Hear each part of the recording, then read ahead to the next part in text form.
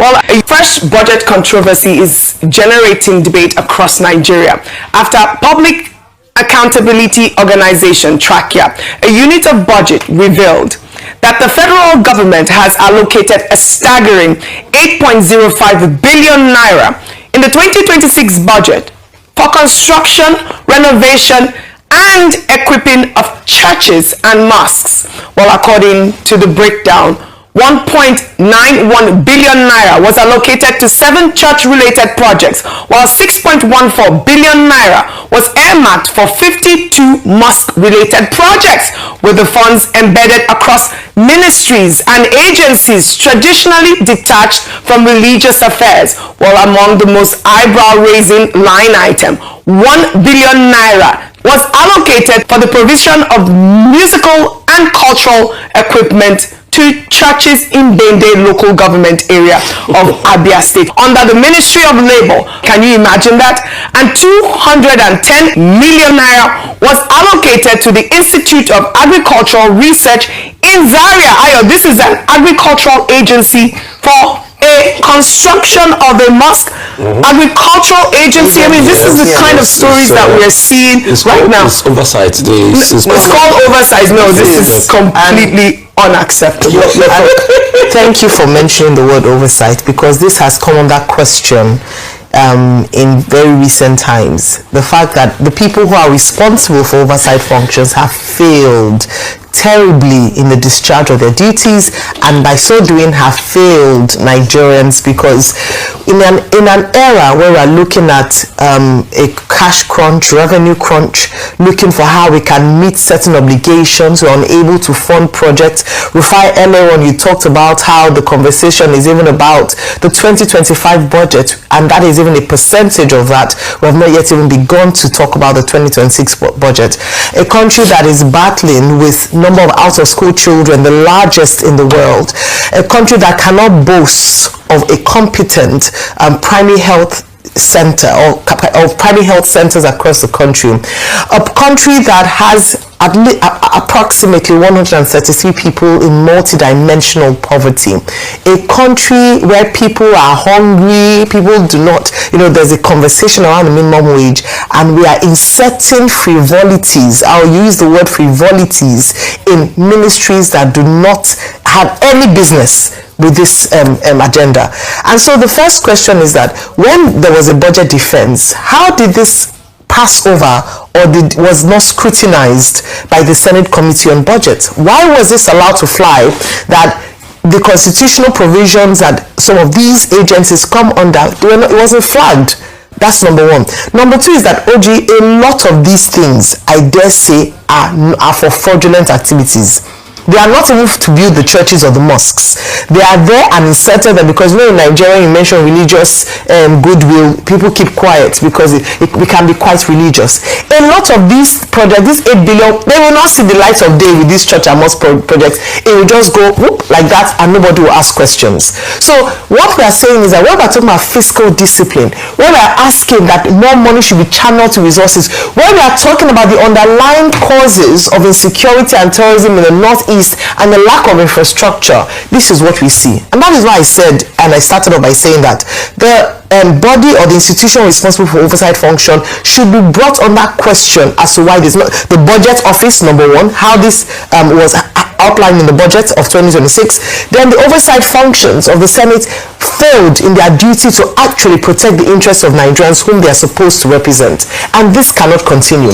If we look at, Adesoa, one of our anchors, almost like has done a lot of work in this area, even dissected, just like I have dissected some of the items in the budget, and it is quite sad to see this happening. Please, Nigeria is a secular state. I'm a Christian, and I'm very proud of that. And there are many people who are free based on the constitution to for freedom of religion, but there are certain things that should not be our priority at this time, and part of that, I dare say, is funding of building churches, funding of building mosques. It does not in any way help in terms of our priority for what is important. We need to stop this. Can we even begin the conversation of even funding pilgrimage endeavors? We've talked about this at length, and this corruption must stop. This corruption must stop. You know, I was saying, you want to say something, but I'll just quickly read up on what has been going. Like I said, that they have the budget for an agricultural agency for the construction of the mosque. I mean, these revelations come as Nigerians on social media are pointing out that the country's public libraries have virtually vanished. The Northern Christian Association has also waded in with Reverend Joseph John Hire questioning the wide disparity between church and mosque allocation, saying that while government support for religious projects is not inherently wrong, the allocation pattern raises serious questions about fairness, equity, and constitutional principles of equal treatment. That's what you talk about. Dr. Abati, Rufai hasn't spoken, so let's just quickly on this. You see, these days I now laugh at the country. There is no way these lawmakers would tell me that they didn't know about this pattern in this budget. Everything from these lawmakers have been fraud. Tax law, fraud. Budgets, fraud. Everything, fraud. They know. Oji, the question you should ask yourself is, why is that church project went to Bende? Who is from Bende?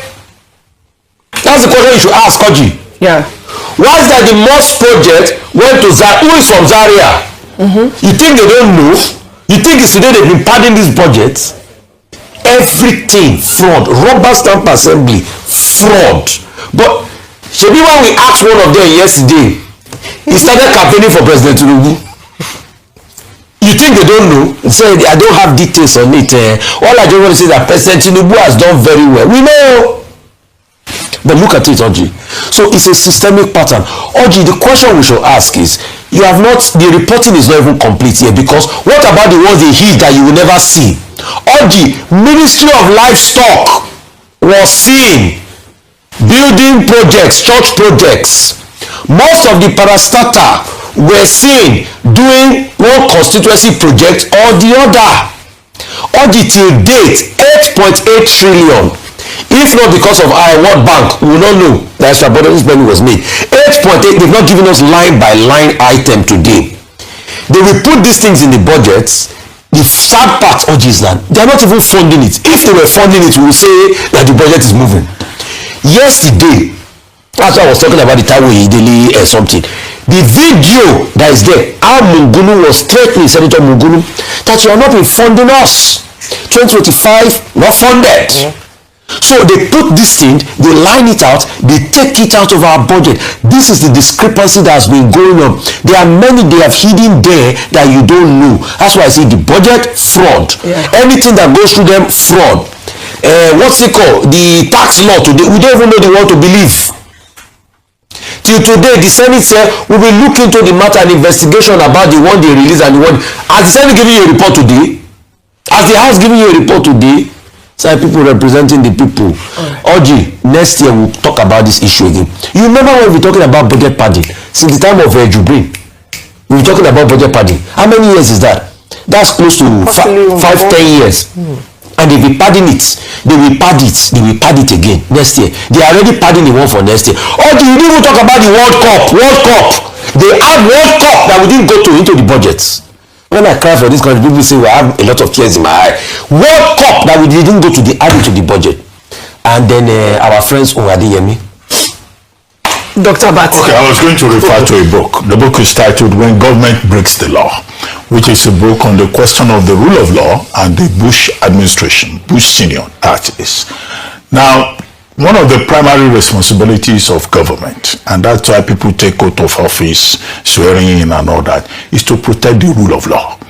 When the government itself that is supposed to uphold the rule of law breaks the law, then a tragedy has befallen the people. This is where we have found ourselves in Nigeria. Section 10 is a relevant section. It says in the 1999 Constitution that there should be no state religion adopted in the federation or any state or any part thereof. The operative word there is shall. In section 38, the Nigerian constitution says you have the freedom of belief, freedom of thought, freedom of worship. It does not say government should get involved in it. Government has been removed from section 10. That this is a secular, non-partisan federation. But you will find governors sponsoring religious leaders. They are even buying prayer mats. Very soon, Catholics will say they want rosaries to be bought for them. All right. This is a situation where government breaks the law brazenly. Thank you all for your submission. Now to politics. Former Rivers State Governor and Minister of Transportation Rotimi Amaechi over the weekend used the platform of the Abuja Igbo Festival to call for the removal of President Bola Ahmed Tinubu from power, describing it as the single best thing Nigerians can do for themselves. He also spoke on the Igbo identity. Let's take a look. Now,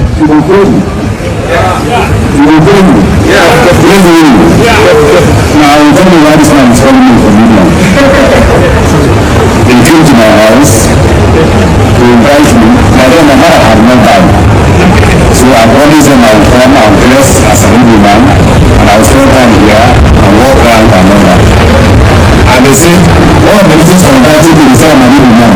I said, I need to step out until the issue of the vice presidency of ABC came to me. And they will say I'm not an Igbo man. So I told them, what is the quarrel between the Greens and the Igbos?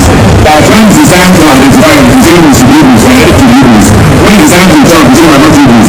So since they have denied me because of vice presidency, anywhere I go now, I will say I'm not an Igbo man. Until we come to the country and say I'm an Igbo man, then I'm an Igbo. So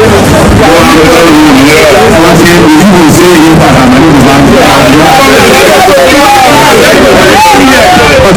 Let's at least remove Tinubu and have our hands. That's the best you can do, and that's what I'm going to do.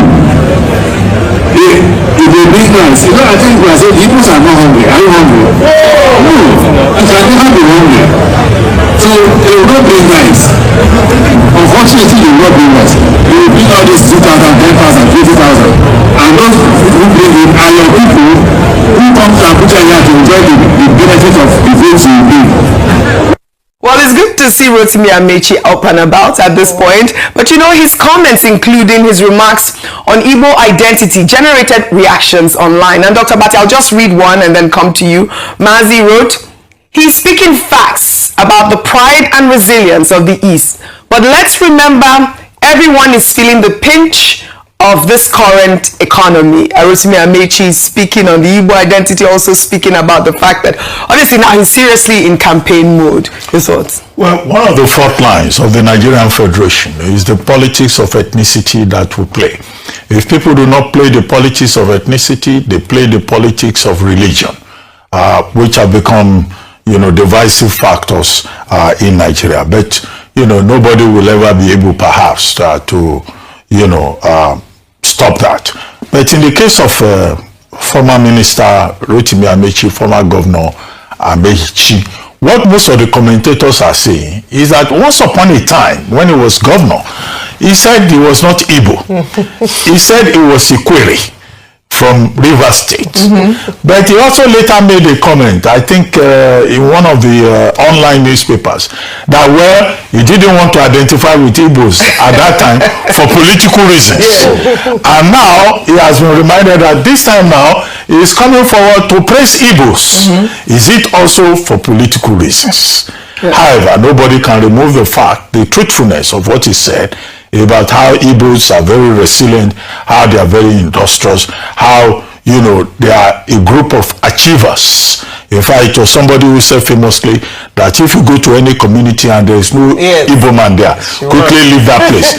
Because it means there is no enough industry or enterprise. And if you look at what Igbos have done since the Civil War, in terms of education, in terms of entrepreneurship, in terms of rebuilding their communities in spite of Nigeria, all of that is commendable. Absolutely. But what people are complaining about is what may look like the opportunistic tone of former minister. It's campaign season, but you know, in that same video, he talked about. So now it's Igbo. He's Igbo. And his middle name is Chibuke. Chibuke. That's what he said in this same video. He said that his wife is Igbo, that even his, I believe his daughter or son is married to an Anambra man, and that he also speaks Igbo. So nobody should say. So it's Igbo. Chibuke is Yoruba. Rotime. I think he has a chieftaincy title. Katsina. All right.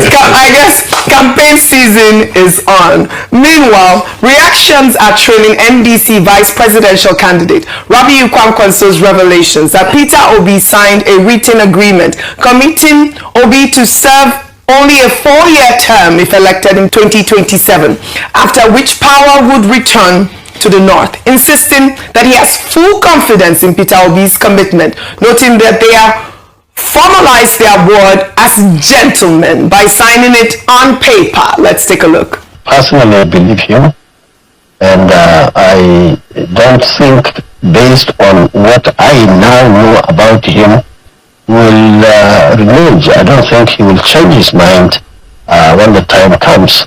And we are all gentlemen, even though we have accepted to put it even on paper. We have done one for the party, and we have done another one between the two of us. Well, the agreement is what you said, that after 4 years, he will come and work together, team together as a group, as a party, as friends, brothers, and so on, and involve everybody to work together so that after his term, or our term, 4 years, 2027 to 2031, then it comes back to the north, and that is the general agreement. All right, I'll take some reactions before I come to you. Abiola wrote on X. The same Kwankwaso who contested in 2023, even though a northerner had just completed 8 years in office, is now reportedly signing an agreement with a southerner not to seek re-election just after one 4-year term. If that isn't driven by personal ambition, why would any southerner agree to such an agreement? It is becoming increasingly clear that for Kwankwaso, the 2027 election is not the ultimate goal. Rather, it appears to be a stepping stone towards his long-term ambition of contesting for the presidency in 2031. Another ex-user, Bobby, wrote, "It is time we outgrow this rotational presidency. Nigeria needs strong institutions and fair process that can produce the best leader from any region, not the zoning formula that keeps recycling mediocrity." Well, another ex-user, Monarch, actually hailed some governors or people that he thinks are doing well. He said, "We have seen Alex Oti transform Abia in 3 years. We have seen Wike transform Abuja in 3 years. We have seen Umo Eno doing greatly in 3 years. 4 years is more than enough to see great changes." What are your thoughts, Ayo? Push for single-term presidency. Yes. I mean, this has been in conversation for a while now, and there's been that talk as to whether or not Nigeria should transform into or transition into a single-term presidency as opposed to what we have, which is a 4-year term that can be done twice, making an 8-year presidency. But let me go back to Rabi Musa Kwankwaso. Going back to the first comment around, oh, this was the man that contested. Well, a man can realize the error of his ways, repent, and decide to do the right thing. In this instance, wanting to now abide by the unwritten rule, it's not constitutional, of rule of rotational presidency, where it is the time of the South, and the South has only done 4 years, so it's only fair that they complete this 8-year cycle, then they'll go to the North.